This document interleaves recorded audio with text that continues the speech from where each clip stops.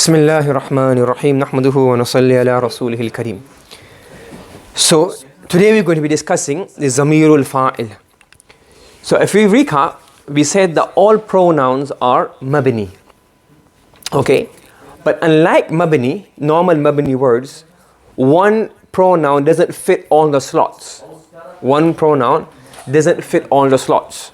You have different pronouns for different slots. Unlike هذا, اسم الإشارة, that fits in all the slots. The pronouns, they don't fit in all the slots.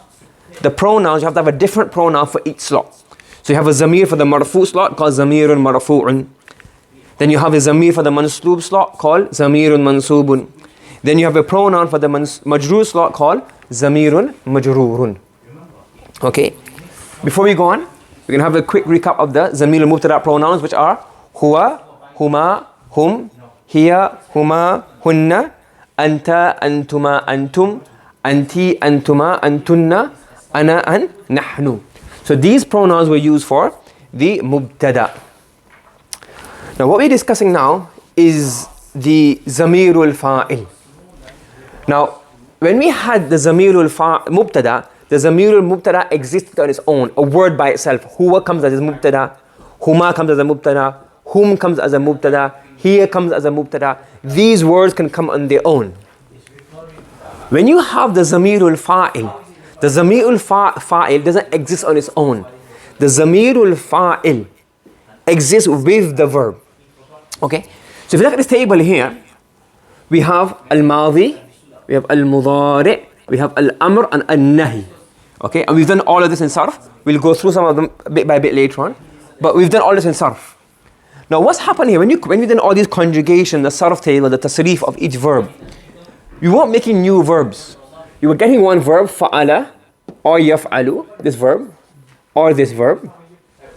And what you were doing, you were adding pronouns, fa'ala, fa'alu, fa'alat, fa'alata, fa'alnata, tuma, tumti, tumatunna, tu, anna. You were adding a pronoun at the end. And in here, yaf'alu, yaf'alani, yaf'aluna, alif, waw, alif, noon. All of these are pronouns you are adding at the end. So you have one verb, and on that verb, what do? You add pronouns. So these are the zamirul fa'il. What are these? Zamirul fa'il. Okay? Now, if you look at this, right, what we're saying here is that the fa'il at the end of the verb are of two types. Okay? If you look at the one that I marked with an asterisk, so let's highlight these in red, nice and clear. So you have this one has an asterisk, this has an asterisk. In Madi, two have an asterisk. In Mudari, 1, 2, 3, 4, and 5. And in Al-Amr, 1, and Al-Nahi, 1. So leave these out. Apart from these, all of the rest of the pronouns have what? A zamir called zamirun barizun. What does it have? Is zamirun barizun. It has a pronoun which can clearly be seen at the end of the verb. What does that mean? Fa'ala. At the end of fa'ala, what do we have? An alif. That alif becomes the zamir fa'il. Fa'alu, the waw becomes zamir fa'il. Fa'alata, I'll explain that ta later on. The alif becomes zamirul fa'il. The noon. So all of these letters in brackets, they become the fa'il of the verb. And in mudari, the alif, the waw, not the noon. Why the noon is not part of the fa'il? You do that later on. The alif, this noon is fa'il. There's a slight root to that. You said that later on, inshallah. Alif, the waw, the ya, alif, noon. All of these, they become the fa'il. In amr, these become the fa'il. These become the fa'il. So these are called zamirun bariz. And baraza yabruzu buruzan, to become apparent, to become clear.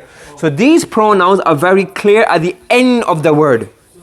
These become very clear at the end of the word. Are you following me? This becomes very clear at the end of the word. So far so good? So you have zamir bariz. And then these ones that we highlighted, these don't have a fa'il at the end. At the end of the verb, you can't see the fa'il. Look, at the end of fa'ala, is there anything? No. At the end of fa'alat, let me pause here. In fa'alat, this ta is not the fa'il. This ta with a sakin is equal to the ta al-marbuta. The only difference is that a ta is for al-fa'l and this ta marbuta is for al-ism. Do you understand? So this ta here makes verbs feminine. And it comes here, it also comes in here. And this ta al-marbuta makes nouns feminine. So that ta is not the fa'il. That ta is just assigned to make the verb feminine. Okay? So if you take that ta out, after the ta, is there any pronoun? No. If you look in the mudari, yaf'alu, nothing after the lam. Taf'alu, nothing after the lam. Taf'alu, af'alu, naf'alu. The alif and the noon at the beginning are not the fa'il. The fa'il is hidden. You have to get your X-ray vision glasses. And when you get X-ray vision glasses, I'm just joking. When you get X-ray vision glasses, you see that what? Fa'ala has huwa hidden inside. Yaf'alu has huwa hidden inside. Fa'alat has a hiya inside. Taf'alu also has a hiya. And then in taf'alu, when it's for mukhatab, it's anta. Here you have a ana and here you have a nahnu. In if'al, anta is hidden, and la taf'al, la anta is hidden. So in these two here, these five here, and one each in amaran, nahi. These have what you call zamirun mustatirun. What do they have? Zamirun mustatirun. Is zamir mustatir. Istatara yastatiru istitaran. To hide and to be concealed. So these pronouns are concealed, they camouflage. You can't see them at the end of the verb. The imaginary, when you use your nahwa goggles, what do you see? Huwa is hidden, here is hidden, huwa, here, anta, ana, nahnu, anta. These are hidden. You can't actually see them.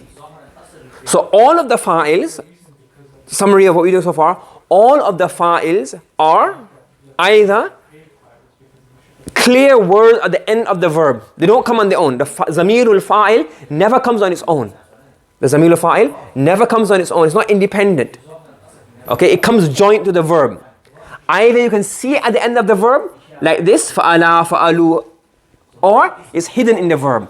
If you can see it at the end of the verb, it's called zamir baris. And if it's concealed within the verb, you call it zamir mustatir. Okay? Do you understand? To summarize, you have a dhamair.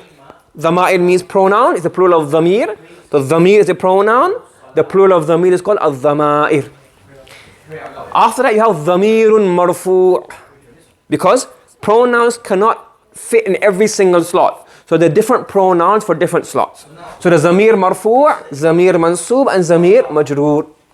The zamir marfu' can be zamirul mubtada, or the zamirul marfu' can be the fa'il. So you can have zamir marfu' can be zamirul mubtada or zamirul fa'il.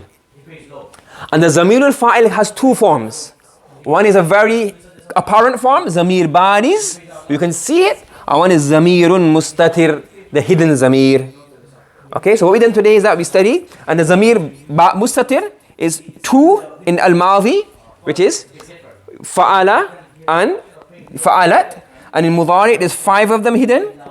Yaf'alu, taf'alu, taf'alu, af'alu, and naf'alu. In amar, one is hidden, and in nahi, one is hidden. So altogether is 5 and 2, 7, 8, 9 places where you have zamir mustatir.